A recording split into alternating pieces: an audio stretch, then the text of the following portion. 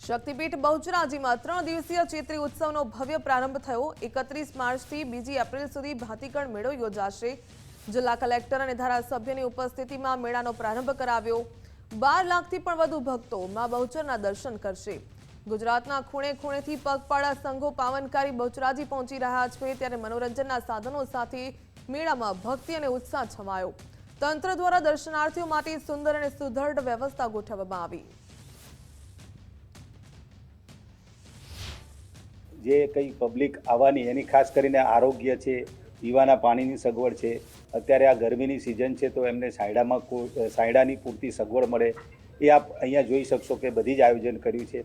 આજુબાજુના જિલ્લાઓમાં નજીકના ગામડામાંથી પણ લોકો આવવાના, ખાસ કરીને અમદાવાદ તરફથી આવતા હોય તો અમે કલેક્ટર અમદાવાદને પણ સૂચના આપી કે રસ્તામાં એ લોકો કેમ્પ કરે।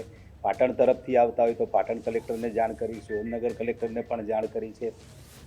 ખાસ કરીને આરોગ્ય ટીમ તરફથી આપ જોઈ શકશો કે અલગ અલગ રસ્તા ઉપર વિવિધ મેડિકલ કેમ્પ રાખવામાં આવ્યા છે, જેથી કરીને લાખો શ્રદ્ધાળુઓ આવશે એમને ક્યાંય નાની મોટી કોઈ તકલીફ ના થાય।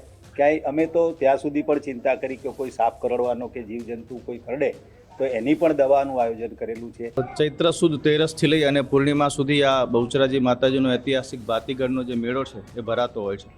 દૂર દૂરથી આ મેળાની અંદર 3 દિવસમાં લાખોની સંખ્યામાં શ્રદ્ધાળુઓ આવતા હોય છે। ચૈત્ર માસ છે એ માં ભગવતીને ખૂબ પ્રિય માસ છે।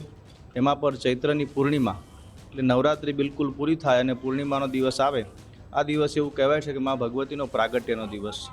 આપણે ઇતિહાસ જાણીએ છીએ, નારીનો નર, ઘોડીનો ઘોડો, કૂતરીનો કૂતરો, આ જે કંઈ પ્રસંગો ઇતિહાસમાં બનેલા છે આ બધા જ પ્રસંગો ચૈત્ર સુદ પૂર્ણિમાના દિવસે બનેલા છે અને એની સ્મૃતિમાં આ 3 દિવસનો ઐતિહાસિક જે મેળો છે એ ભરાય છે।